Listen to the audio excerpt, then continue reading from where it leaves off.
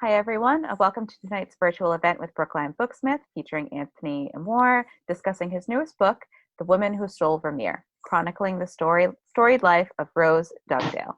My name is Bree, and I am the Assistant Events Director at Brookline Booksmith in Brookline, Mass. If you're familiar with our store, welcome back. And if this is your first time you're hearing about us, welcome. We're very happy to have you in our community this evening. We appreciate your support of the author and independent bookstore through your purchase and attendance. The chat and question box are open, so feel free to make use of those. Remember to set your chat to all panelists and attendees so you can talk to other attendees. And please drop your questions in the Q&A box at the bottom of the Zoom window so that they're not lost in the chat. This event will include a virtual presentation. If you're having difficulty seeing the presentation, you can adjust the size of each window in your Zoom screen by hovering your mouse between the windows and dragging them to the preferred size. Please note when engaging with the chat and Q&A box that Brookline Booksmith has a strict policy against abusive behavior and language. And at our discretion, any attendee can be removed from an event for partaking in such behavior. Now on to the fun stuff. Tonight we open the floor to Anthony Amore, whose work in the area of art-related crime is internationally recognized. Anthony is the head of security at Boston's own Isabella Stewart Gardner Museum, an incredible private collection turned public museum that is also unfortunately known for the devastating and unsolved theft of 13 incredible works of art in 1990.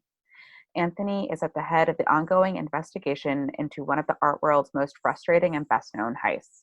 In addition, he is a frequent consultant on related topics and is the co-author of Stealing Rembrandts and the Art of the Con, two other books about the intriguing world of art theft and forgery.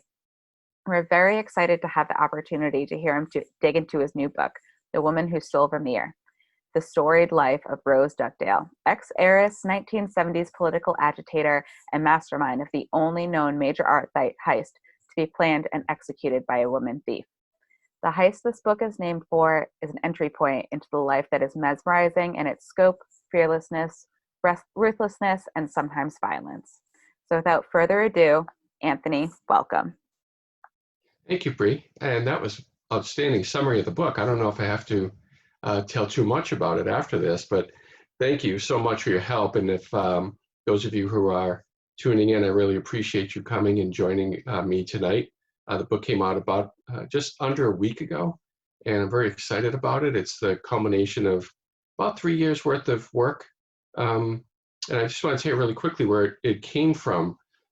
So as Bree mentioned, for the past 15 years, I've been the Director of Security and Chief Investigator at the Gardner Museum. And as she mentioned also, it's a frustrating investigation. We haven't covered the paintings yet. But just in terms of background, I had worked for Homeland Security agencies prior to coming to the Gardner. And so my work history before I came over to art crime was in Homeland Security type work. So when I came to the museum, I had to get up to speed on art theft and art thieves pretty quickly. So I did a lot of research into heists and started accumulating everything I could learn about art thieves and who they were and why they did what they did. And along the way, I encountered the story of Rose Dougdale. And I put her into my database and considered the theft, and I knew it was the biggest of its kind at the time it occurred, and that a Vermeer was included, which makes it really a spotlight type of heist. There are only 36 known Vermeers, and obviously at the Gardner, one of our 13 was a Vermeer. But anyway, Rose was a name who popped up, and you just hear her alluded to in reference to the IRA and such. But one of the things I noticed as years went on and I continued doing research, I found that there were a lot of inconsistencies about the way she was described, about her history, about who she was and why she did what she did. And it started to intrigue me. And I would dig a little deeper and accumulate these stories.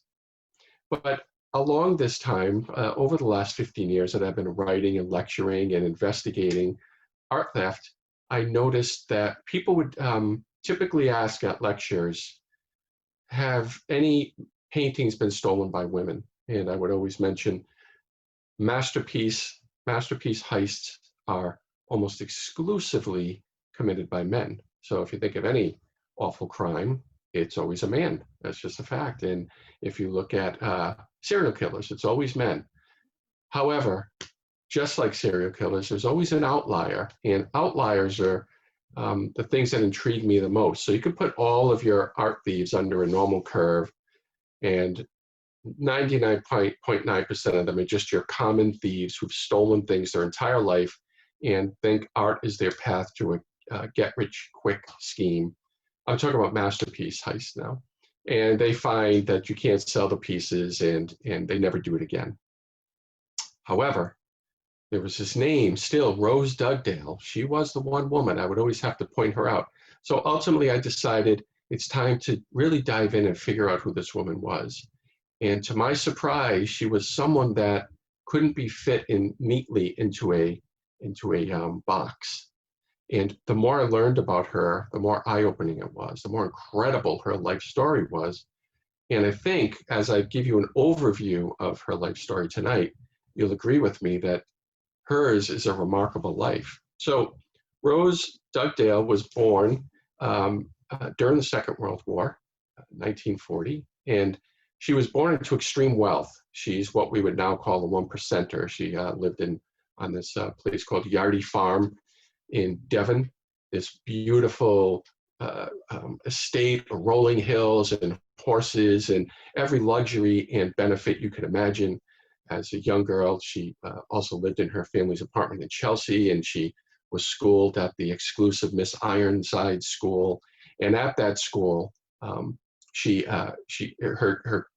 co-students, her fellow students were also rich young women, and they went on through the years together.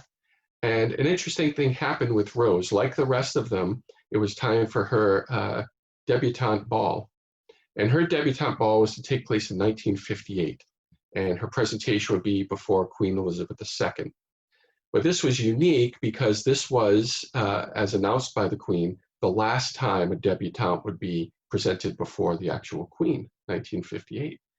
Rose, despite that honor and this unbelievable opportunity that would mean so much to her parents, who adored her, decided she didn't want to do it. And her parents were upset, of course, and she negotiated with them. And she told them at 18 years of age that if you allow me to go to Oxford, I will go through with this debutante ball. And the parents agreed. And, you know, in 2020, it sounds strange to think that a parent would have to acquiesce for their daughter to fulfill her dream of going to Oxford, but that's what happened. So she was presented before the Queen, and then went on to Oxford, where she studied philosophy. She was sort of a middling student, but very smart. She was very smart, but her performance, her grades weren't of the top tier, but she worked hard and really studied philosophy intently. After Oxford, Rose decided she wanted to see the United States of America, so she came to the States and to where else but Massachusetts. So there's always some Massachusetts connection to major art heists. She attended Mount Holyoke, and as an aside, the people at Mount Holyoke were unbelievably helpful in getting me information about Rose and everything down to her letters of recommendation, to her correspondence when she first inquired, including photographs as well. So here's Rose, the whole world ahead of her with her American cowboy hat on, and again, she was a very rich young lady, and she had her little sports car sent over to the U.S., and she was adventurous too. She was a woman far ahead of her time, and during a break while she was at Mount Holyoke, she took the sports car and drove it across the country alone, which is really an amazing thing for a young person to do in another country. Just do a cross-country trip on another continent, one as large as America, and she did. And here's a passport photo of Rose looking a bit dour from that time. So Rose, when she graduated, I should go back to this slide, I'm sorry. So when Rose graduated, she decided she was going to get her PhD in philosophy, and she did. She went to City College in London, and then went on to teach at Bedford College, and really just lived the life of an intellectual. But it was a really tumultuous time in the world. As you know, it was the 1960s now, and things were just happening. whether it was the Vietnam War or student uprisings around the Western Hemisphere. She was part of them, and she would attend all sorts of sit-ins and protests and lectures. And then in 1968, something really interesting happened, and that is Fidel Castro invited students from the West to come to Cuba to just learn about his revolution, to interact with the people, and in true Castro fashion, use the students to go and do farming for him. But a lot of important thought leaders, intellectuals, or future intellectuals who were college students went to Cuba to experience this. Rose was a little older than the rest of them. She was in her mid to late 20s. Actually, she was 27, 28 at that time, and many of the people were a bit younger. I don't have a picture of her in Cuba, but I did find this. One of her contemporaries who was there is on the right, and he's one of my favorite writers of all time, and that's Christopher Hitchens in Cuba for these Cinco de Mayo training camps, as they were called. So 1968, as many of you know, was just this remarkable time in history for so many reasons, even here in the United States, to think that within months of each other, Martin Luther King and Robert Kennedy were both assassinated, and there were protests that just shut down all of Paris at the same time, and these things bled over into London, of course, and into California and all over the United States. Rose was part of this, and this was an important formative experience for her at this time she spent in Cuba. When she came back to Cuba and returned to Great Britain, she decided she was going to be an activist. So this woman who was driving her expensive sports car across the United States and getting these advanced degrees and spending a lot of time riding horses in the countryside, became a true activist and decided she was going to work for the poor. And she set up a tenants union in Tottenham in Great Britain. And this is it. It was on this corner. And what Rose would do is just represent people who were displaced, people who needed apartments. She would have people that came to her illegally squat in apartments and hold them and live there. And she would go and fight for people who were on the dole and who weren't getting the proper amount of money, especially women. There were issues at the time about if a man was on strike or went to jail, would his wife get his benefits from the unions and such. And she fought these battles, and she became very famous in the area for the way she fought them. She would march into these benefits offices and start slamming the table and to make demands, threatening to toss over the entire table.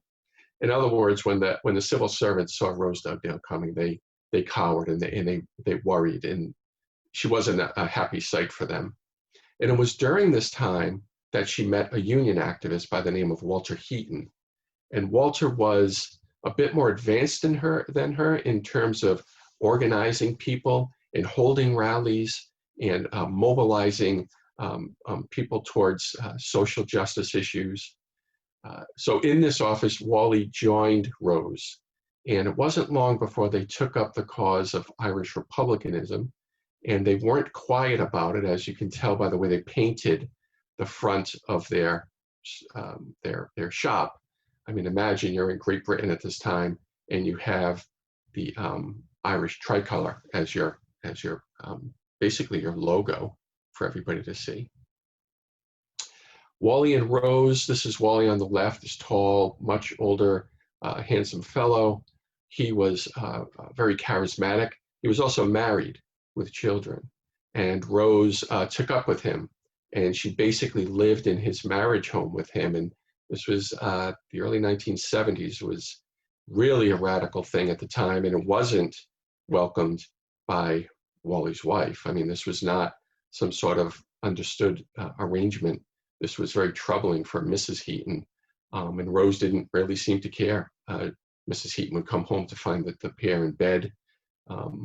Rose would sit there, and they would just shut Mrs. Heaton out of conversations, and they would adopt an Irish brogue when they were talking to each other and try to speak to each other in Gaelic. It was really a bizarre time for Mrs. Heaton, but it was a inspirational time, for lack of a better term, for Rose and for Wally.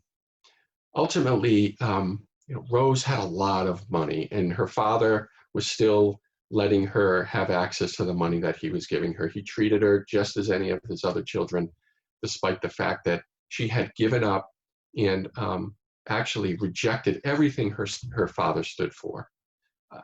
But nevertheless, she had money, and Walter liked it. So even though Walter was a man of the people and a revolutionary, Rose bought him a Mercedes, and he would wear the finest high fashion suits of the time.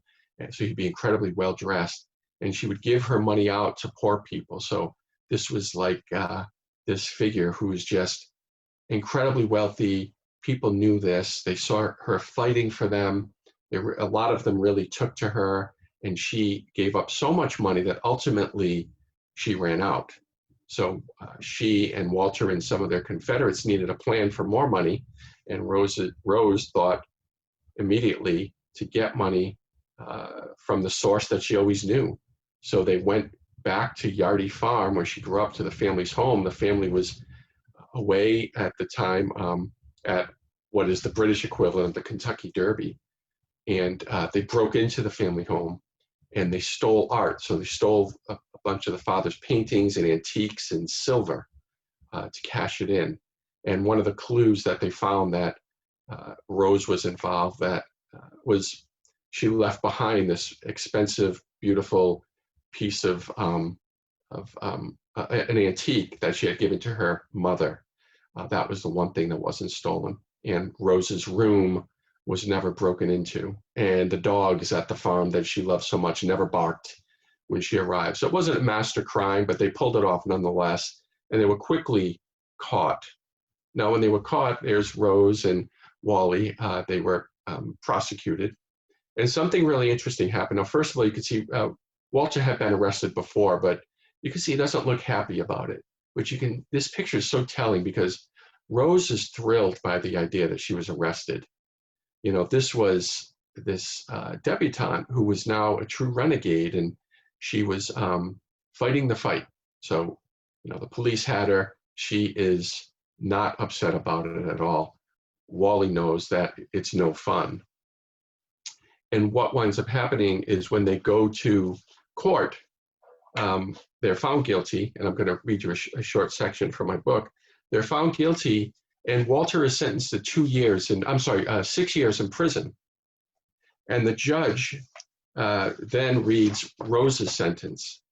And I just want to read you this passage from my book. Mr. Justice Park turned to his sentence.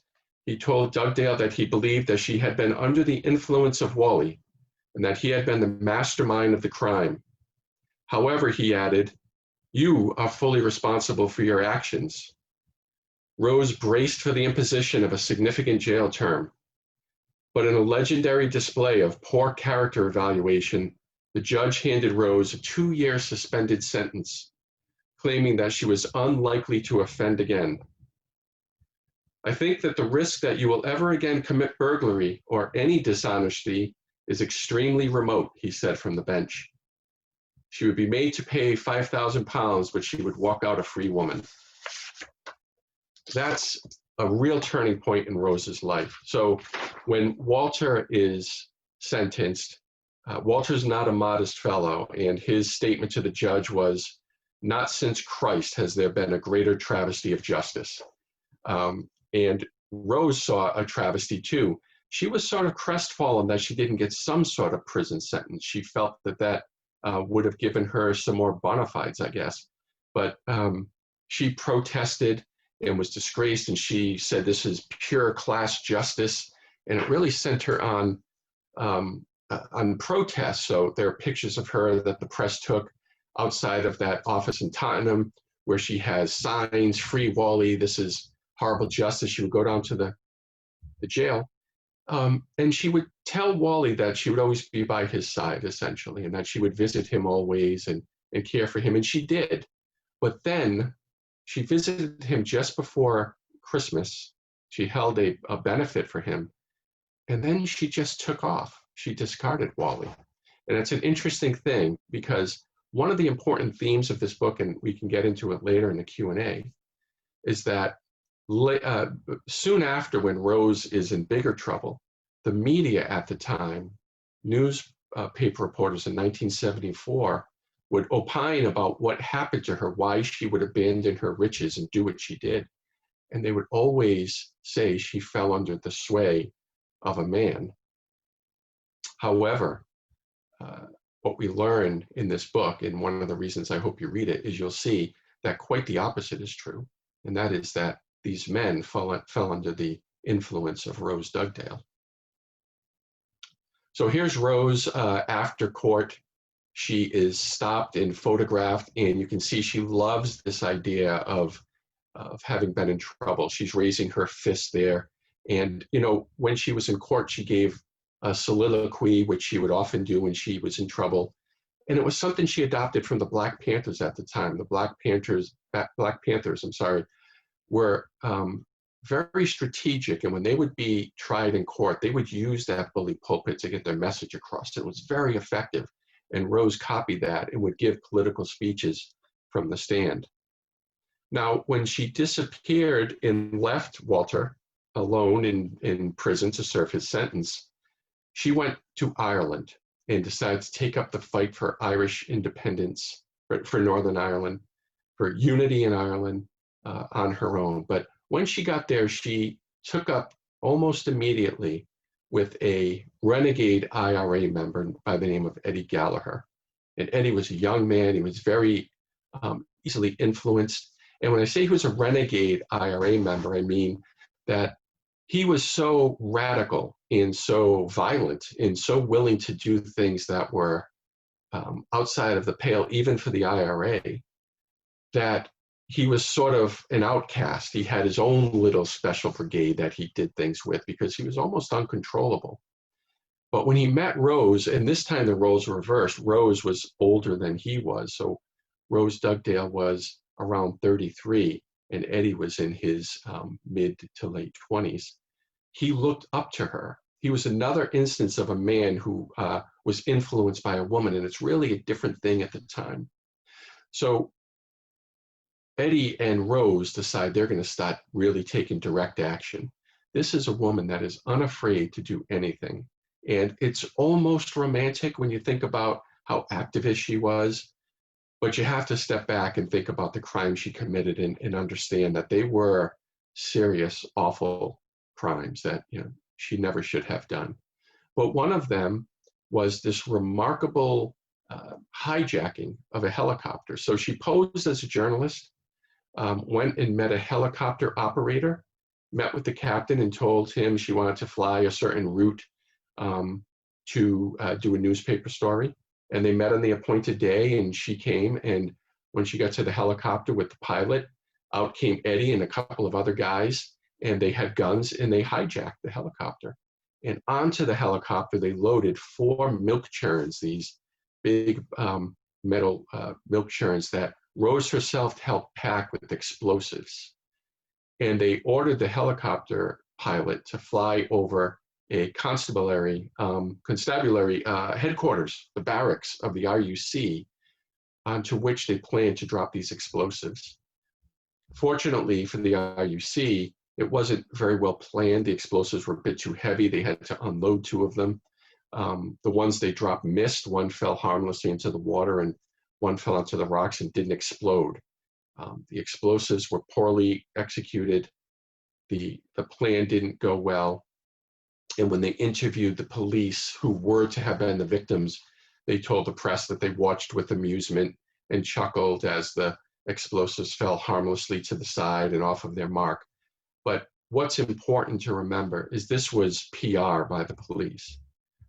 This would have been a horrific crime. They had packed a lot of explosives, more than would have been necessary to destroy the constabulary and to have killed many, many police officers. And you have to step back and remember, these officers at the time, these were people's brothers and sisters and fathers and sons. And but Rose had made the commitment to herself at the time, along with Eddie, that the fight for United Ireland would probably mean killing people, and she was prepared to do that. She was the very definition of the true believer. So after this helicopter attack. It was the first ever aerial attack in Britain after World War II. This was no minor thing. And they were going to Strabane, which was really ravaged by IRA violence, by bombings. It was the most bombed area of its time when they tried to commit this crime. Police were pretty well onto her. They posted this wanted poster for Rose, and everything about it is intentional. And they meant for it to be insulting to her, because although they said they chuckled at what she did, they were frightened. They knew that she had been running guns up until this time, even as far back as when she was with Eddie in Great Britain. So if you look at this poster, you can see they chose a really unflattering picture of her. And frankly, there are a lot of unflattering pictures of Rose, but she was an attractive woman. A lot of the news stories, it's interesting if you read news stories from the mid-1970s and before, reporters thought nothing about really describing a woman's appearance. It's unsettling to read how descriptive male reporters could be at the time, but I digress. They would really get into her appearance. So if you look at this, you see unflattering photo. They mention masculine appearance, complexion, sallow eyes, usually wears slacks and suede jackets of dirty and untidy appearance, adopts an Irish accent. And I think that was a little dig at her, because she did. She would try her best to affect a working class accent. It was very important for her to be accepted by the working class people and by the lower class people. And she went out of her way to try to fit in that sense. Now, around the same time, 1973, something else happens that's really important to the story. The women before you are Marion and Dolores Price, and they were among the first women to serve with the IRA. They were sworn in as soldiers with the IRA, and just as Rose was a true believer, the Price sisters were true believers in their cause, but they weren't born into extreme wealth like Rose. They were born probably how Rose romantically wishes she had been. They were born poor, in the middle of the Troubles. Their father was an old-time IRA soldier from the original IRA, and Marion would tell the story that, when other kids were hearing stories about, fairy tales being told by their parents, the quote from her is, her father's story would be, "They hung my mate Eddie today." This was a true IRA family, and the Price sisters were very much committed, and they were very young women when they joined. And they were very active, and they were fearless. And Rose was part of a whole bunch of operations that involved murders that she would later talk about before she died. One of the biggest operations that they pulled off, the biggest, was a bombing in London. And the plan was that the IRA felt at the time that bombings in Belfast brought news, but a bombing in London would maybe finally get the British people to call on the government to remove their troops from Northern Ireland. And Rose was more than willing to help lead the operation, and she did. As she tells the story, Jerry Adams came up with the plan, and when he presented it to her operational group, he told the people there, this will be a hanging offense, so if any of you don't want to hear this plan and aren't interested, please leave now. And most of the people did, but not Rose and Marion. And they carried it out. So they went to London, and they planted 4 car bombs along with 6 men, but it was the 2 women who led it. And that's one of the things I'm taken by about this book, is that, again, this is 1974, and these operations are led by women. These are not followers, these are leaders. And they bombed, most significantly, the bombs were at some government installations, 2 of them. One of them was outside of New Scotland Yard, and the other, the one that was most effective, was a car bomb outside of the Old Bailey, the famous courthouse in London. And it was a devastating attack. It was the first bombing in Great Britain since World War II. And it garnered major headlines. There are press offices in the Old Bailey. You know, most big courthouses have media offices, and the Old Bailey is the most important. The bar across the street was destroyed, and it was the pub that Charles Dickens used to report from when he was a young reporter. And they were caught right away.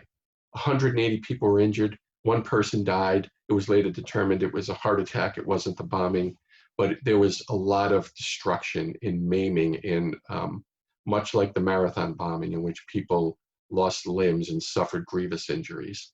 So it was a major story, but as the IRA would call them, there was a rat. Somebody informed on the Price sisters and their Confederates, and they were caught at the airport as they were trying to make their getaway immediately after the bombing back to Northern Ireland. So the Price sisters went to prison and immediately declared themselves prisoners of war. They believed that what they did was an act of war. And that's one of my favorite and most interesting parts about this book. When you look at these two young ladies and you think about Rose Dougdale, what you really see is a true example, a real intellectual experiment and thought experiment about the difference between a freedom fighter and a terrorist. And I worked in terrorism for the first 15 years of my career, and helped rebuild security at Logan after 9/11. And I always have felt I've had a very clear understanding of what a terrorist is. But as I spent years researching this book, you do start to see, I found myself starting to feel sympathy for the Irish cause. But then it would be halted by, and in the book you'll see these bombings that innocent people suffer these horrible injuries or deaths. And it makes you confront that question between the two.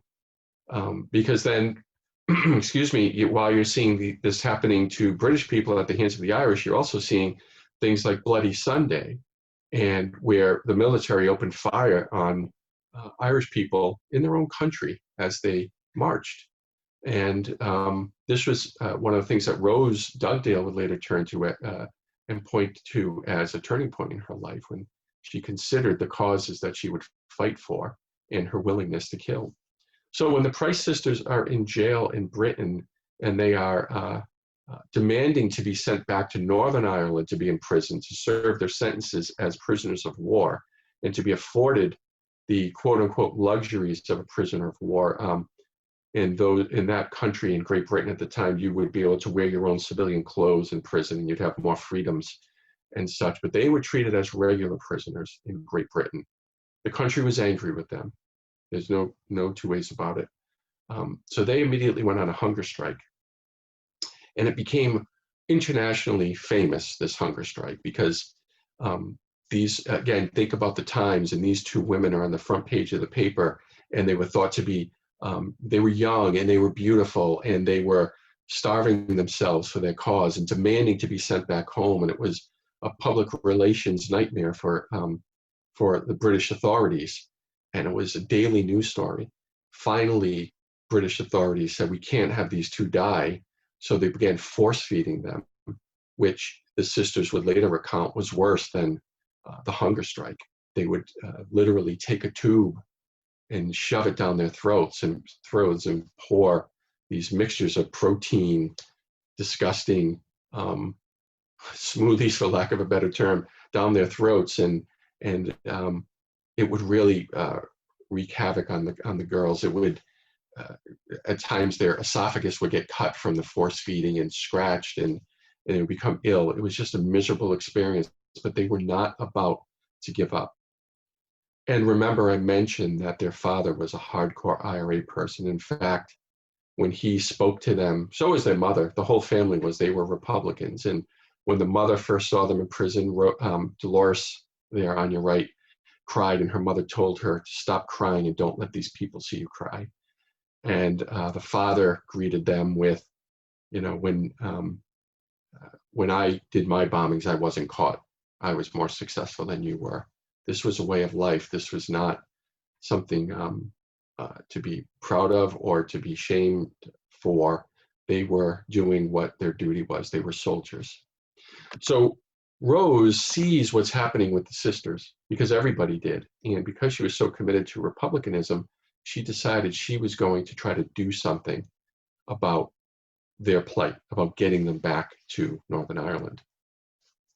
Around this time, in February of 1974, something happens at the Kenwood House in Great Britain, a museum with a great collection.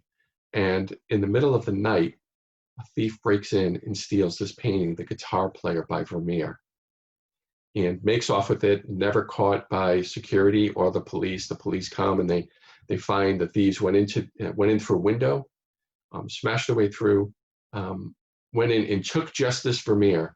And there were other really important pieces in there, including a beautiful prototypical Rembrandt self-portrait, just something, if you saw it, you'd recognize it as one of his greats. And they touched nothing else. They took this Vermeer and they were gone. And the police were hot on its trail, but couldn't determine who took it. They even employed the help of a psychic who had helped, would go on to help police in the future. And I remember, as an aside, speaking to one of the Scotland Yard detectives who worked on this case, and asked him, why did they speak to a psychic? And he told me, in terms of my own investigation at the Gardner, he said, have you summoned a psychic? And I said, no, but I've been approached by everyone you've ever heard of, and they've always told these impossible stories.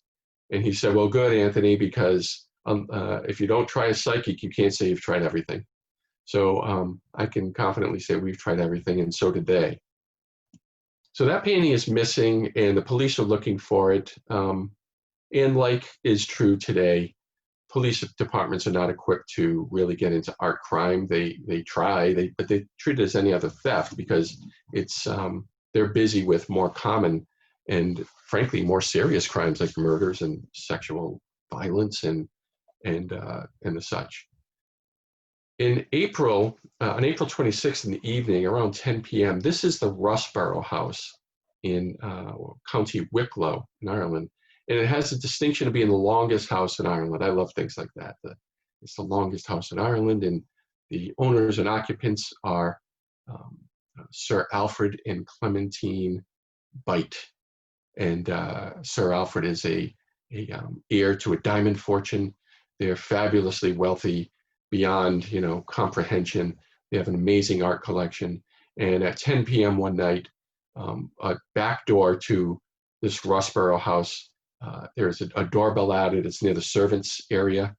And one of the young servants, a 14-year-old boy, answers the door, and he's greeted by a young woman speaking French to him, saying that she's having problems with her car. Can she use the phone? She opens the door further, and when he does, two men with machine guns encounter him. And then others come, and they're rough with him. They're rough with the servants in the house just to get them to submit to their orders. They don't hurt them. The thieves make their way into a study where Sir Alfred and his wife are listening to their phonograph. And they take them at gunpoint. They smack Sir Alfred in the head. He's a peaceful guy, but they want to make a statement. And they call them over and over capitalist pigs and rich pigs, and they tie them up. They put tape over their mouths. They drag Lady Byte into the basement on the dirt floor and call her a pig and leave her down there. And upstairs, once again leading and not following, is Rose Dougdale. And because of her education, she understood what paintings to take. And she led these men who wouldn't know a paint by numbers from a masterpiece. She led them and pointed out, take this one, take that one. She knew which paintings to take. Her mother actually worked in an art gallery in earlier years. Rose was the mastermind. Rose was the essential piece to this theft. And she's the only woman to have played such a role, even to this day. So the thieves took 19 paintings, including a Vermeer, a Rubens, Franz Hall, Goya. The Goya was especially important to the Bytes because under it, Sir Alfred had proposed to Lady Clementine. And they took these 19 paintings, and it was the biggest art heist of its time.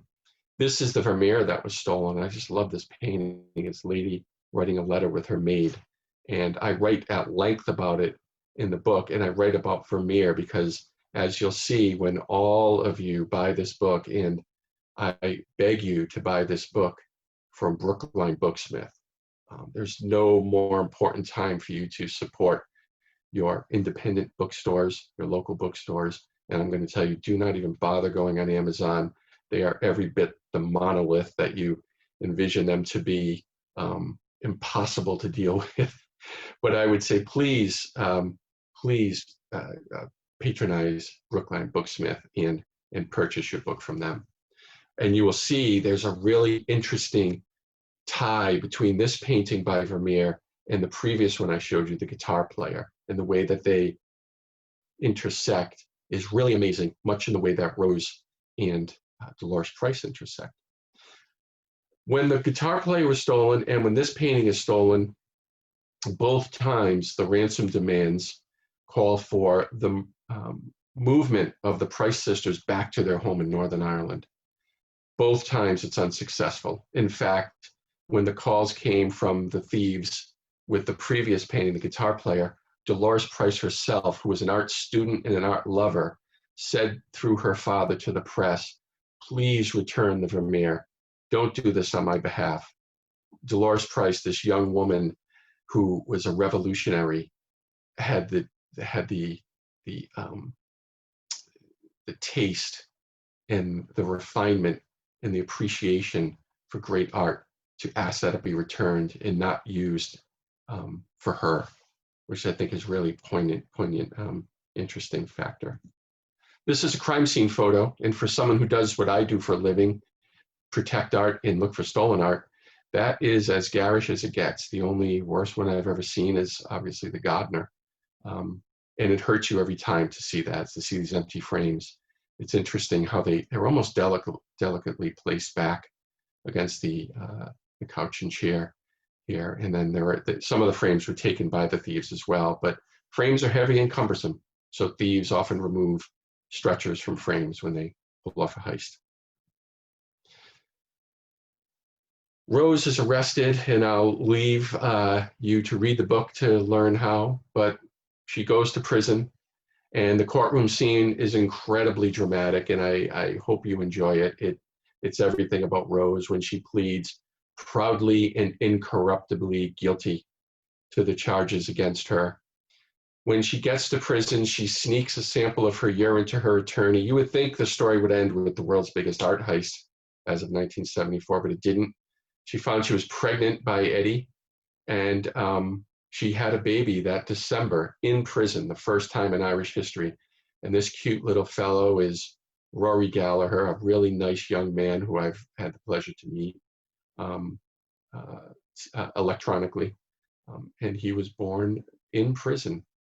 And later, the father, Eddie Gallagher, decides he needs to get his wife out of prison, so he kidnaps the most powerful industrialist in Ireland at the time, a man named T.D. Harema, and holds him ransom to try to get his wife out of his girlfriend, his son's mother, out of jail, and son's successful. And that's Eddie. It's very tough to get a photo of Eddie, and that's the elusive Eddie Gallagher there, being taken in by the police.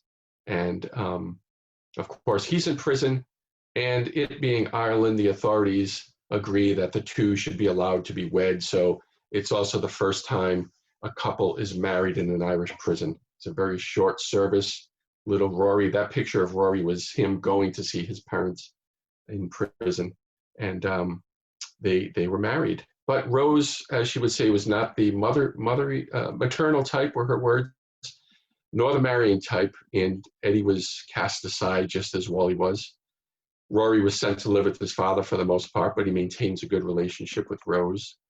And then Rose ultimately was freed. She was taken out of prison in the trunk of a car to avoid the media. And this is Rose today. And these photos are really interesting to me because she never lost her fighting spirit. She wanted to be part of the IRA that entire time, but she was never accepted by the IRA. they would disown her in the press because she was doing things like a loose cannon, frankly, she and Eddie. And a lot of times the things they did would hurt the cause, but they meant well for the cause, not for mankind, obviously, when you're stealing these paintings. But this is her with a rifle at a parade. She's celebrated now in Ireland, where she still lives. Still a Marxist. You could see her here signing the memorial book when Fidel Castro died at the embassy, and probably her proudest photo showing how she's accepted by Sinn Féin is Rose here being pushed in a wheelchair as Jerry Adams eats an ice cream cone. And today she's very elderly, still lives in Dublin, and she serves on the education board for Sinn Féin. I don't know how active she is with it anymore, but she's the real deal. You know, she's finally accepted by the IRA. Sadly, though, Dolores Price died young. She died in her early 60s, results of alcohol and addiction to pills. A sad life for a remarkable woman herself. Rose is alive today. And that's an overview of the life of Rose Dougdale. I can't thank you enough for joining me for it. I hope it piqued your interest and that you'll decide to pick up this book from Brookline Booksmith, who has it online. You can buy it today. Bree will probably give you more information about that and provide a link. But I do hope you pick it up. I do hope you tell your friends about it. I hope you enjoyed this presentation. And with that, I'll take any questions you may have. Bree? Thank you so much. That was so interesting. I can't wait to read it myself. Thank you. So we have a ton of great questions from the audience. So I'm just going to dig right in. So let's see. Really interesting insights on the inner workings of Rose, Wally, and Wally's wife's personal life. Can you share where you were able to get those details? I'm particularly curious if Wally's wife spoke or wrote about what happened in that time in her life. As anybody doing a book like this would do, I'm proud to say I've read and seen and listened to everything there is that has to do with Rose Dougdale, from her thesis to every interview she gave. And in the 70s, immediately after, this was an international front page story, this heist, the Rossborough House heist. And in the book, I lay out the case that I believe she stole the guitar player too, the first Vermeer. Right after this, there were two major stories about Rose. And in one of them, a reporter named Tom Mangold interviewed Wally's wife at the time. And she told about these stories and about what happened. And interestingly, later when Walter was released from prison, he and his wife reunited. But then ultimately they were divorced. He's remarried now. He's still alive. He's 94 years old, and he spoke to me. And one of the most interesting things to me was when I spoke to Wally, he would tell his wife who would transcribe his answers for him. And I asked him all these questions about Rose, and I just asked him what his memory of her was. And I'll never forget one of the answers, paraphrasing, but it was something like, she was a revolutionary, a fighter, a patriot, and a ferocious lover.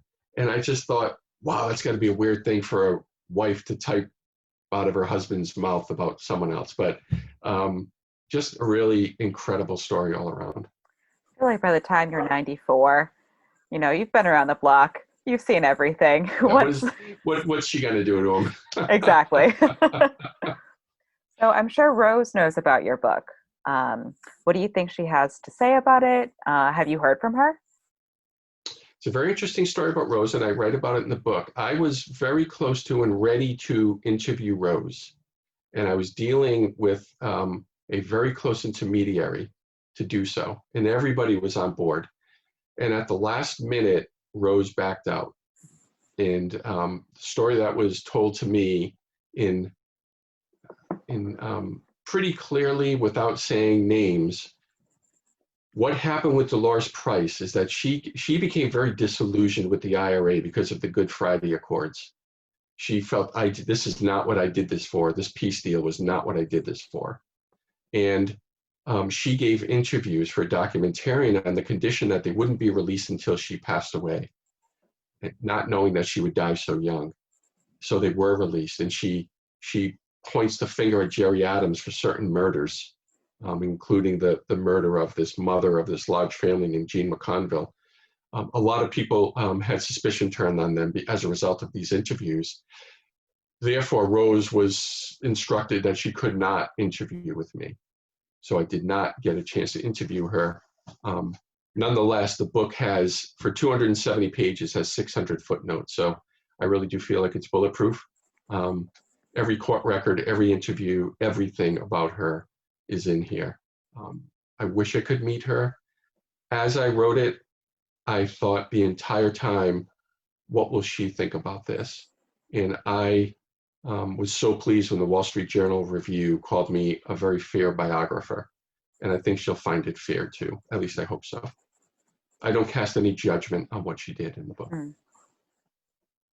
Do you think that there is a purposeful theme of an art heist by IRA carried along through the Gardner heist?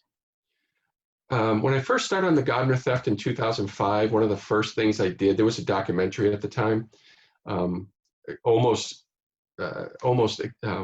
exactly at the time I started, which made the claim about the IRA completely baseless and not supported by a single shred of evidence other than Boston has a lot of Irish people.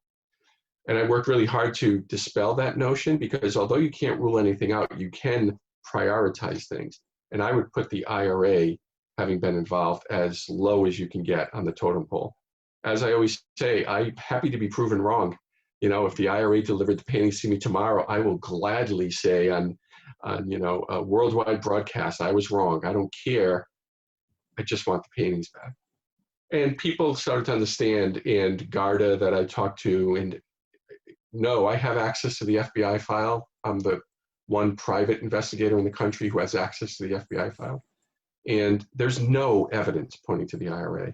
Unfortunately, the BBC recently did a documentary within the last month. It aired, and it again put forth this ridiculous theory about paintings being hidden, the Gardner paintings being hidden in a house in Dublin. And I can tell you categorically that those paintings are not in that house in Dublin, and that it's a ruse and just for television. And I'm frankly disappointed. I always, as an American, you think of the BBC, you think, my God, that's the standard for journalism. Maybe because of their accents, I don't know. But that documentary is piss poor journalism. I'm sorry, but that's the only way I can describe it. Unfortunate. It probably just makes a good story, right? It We'll makes latch one onto that it. was dispelled right away, thank God. But just tragic that, there are people watching this right now. I can't see them, but I know that they care about the Gardner, and these paintings are not something to make money on, or it's not a folly. They're important to people. And it's troublesome. I'm sorry. I could talk all night about that, Bree. I'm sorry. Well, I'm sure that you do sometimes for the Gardner, right? Yes, I do. So leading off of that a little bit, just out of curiosity, are you able to share what the psychic told you about the Gardner? If you think of a famous psychic that you've ever heard of, they've told me something. And it's always So they come to you. They come out of the woodwork. Yeah. Oh my God, yeah. They've stopped now, but just, and sometimes I'll put them to the test, like they say they can speak to the dead, and I'll be like, all right, call me back when you speak to my grandmother and tell me about her. And they do. They call, and it's the most ridiculous thing. They'll say, oh, she would always wear this purple dress. And I'm like, my grandmother's a widowed Italian immigrant. If she wasn't wearing black, she was wearing gray. Yep. Like there was no purple. So they were just really odd stories, things that are just so outlandish. No, I don't hold any. And here's another thing. I've spoken to hundreds of psychics. No two psychic has the same story. They can't, you would think maybe if there was any validity to it, two of them would have the same story. But you'd think they'd at least guess the same thing eventually, right? You would think. That's a great point, actually, Bree. Just by sheer luck. So by researching this book, did it change the way that you think about art heists at all? Well, the same maxim stands true that almost every heist, like if a heist happened tonight, I could give you a really good profile of who did it and where they are in general. And that's why the first blurb on the back of the book was by someone who was influential in my career. It was John Douglas, who was the father of profiling for serial killers.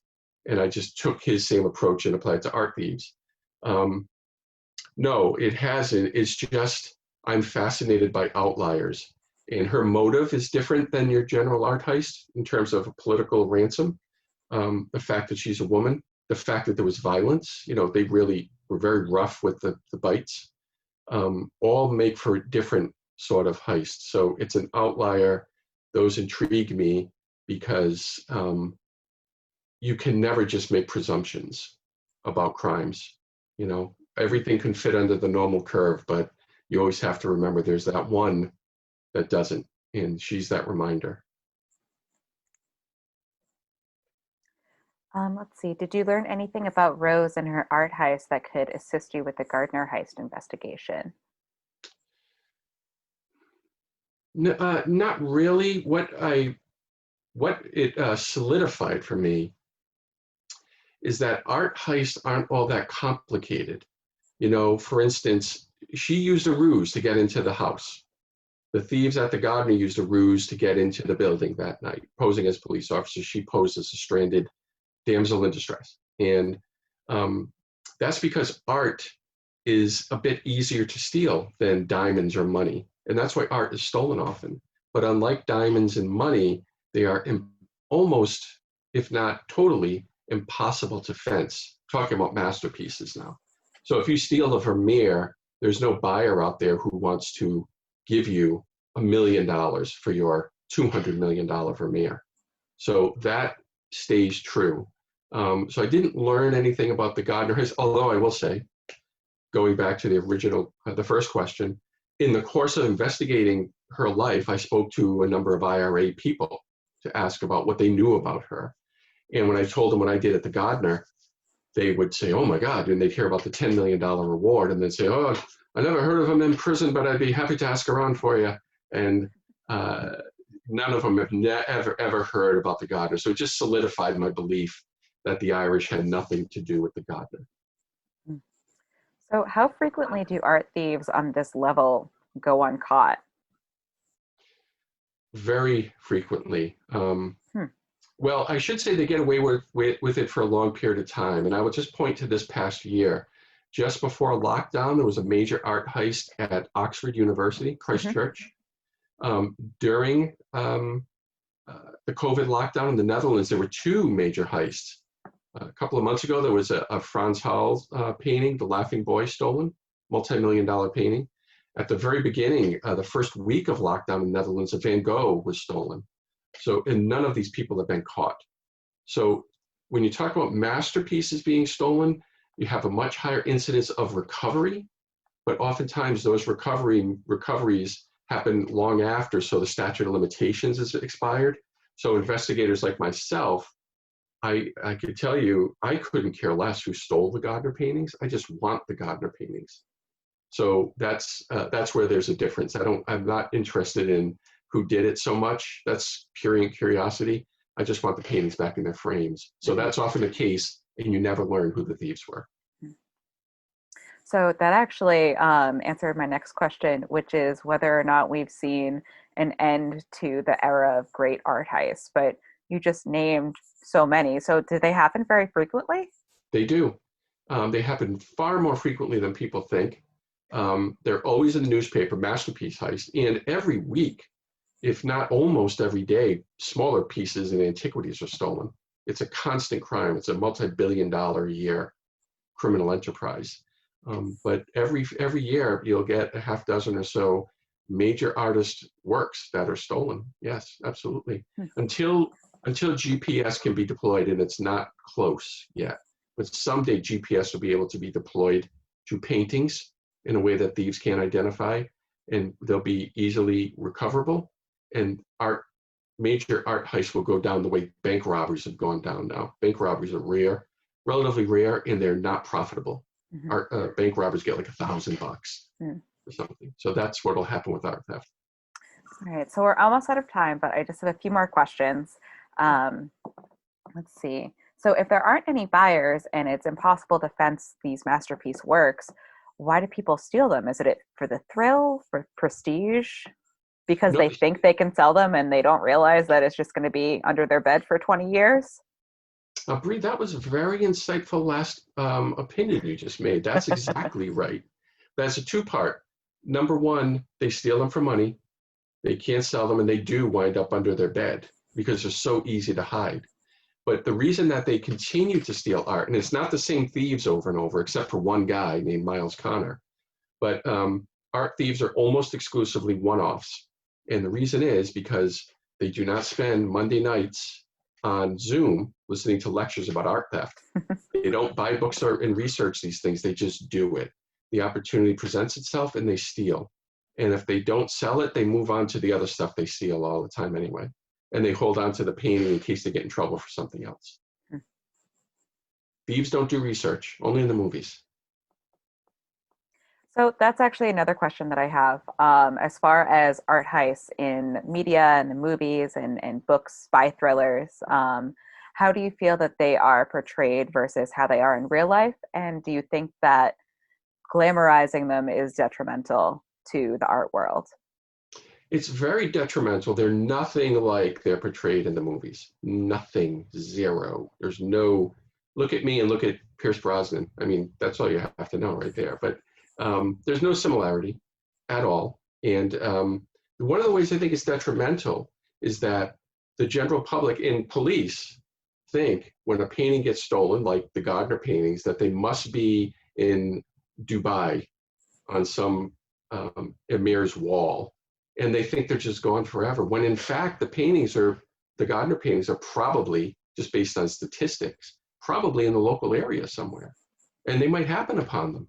So they should learn them. And in that sense, I think the myth about what happens to paintings hurts investigations.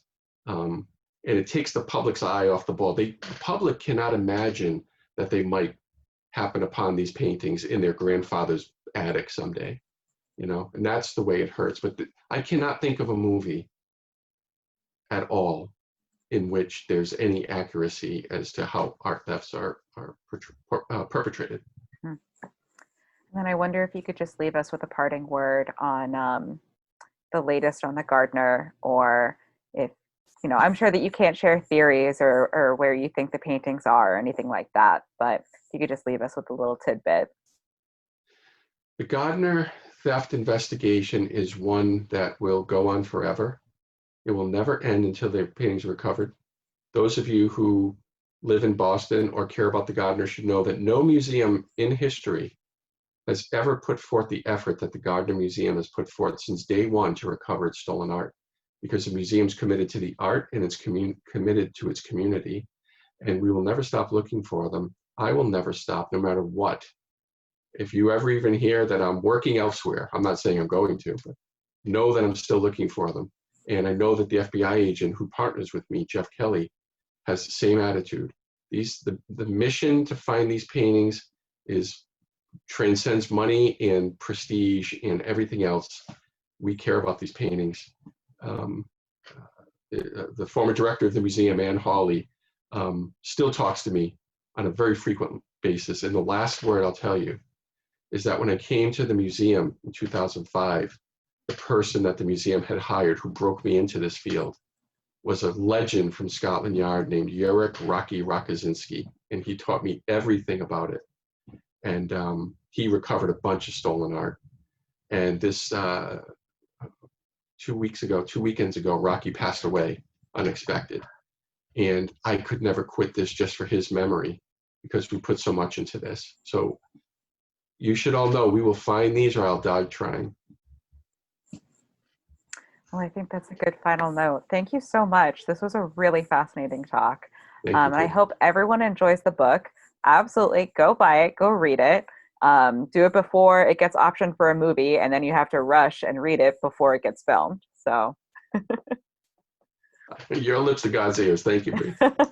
Well, you can find us at brooklinebooksmith.com. And if you go to brooklinebooksmith.com/events, you can find our upcoming talks. And we have a YouTube channel where you can find some of our past events. So thank you so much, Anthony. Thanks. Thank Have you. a good night. You too. Thank you. Bye-bye.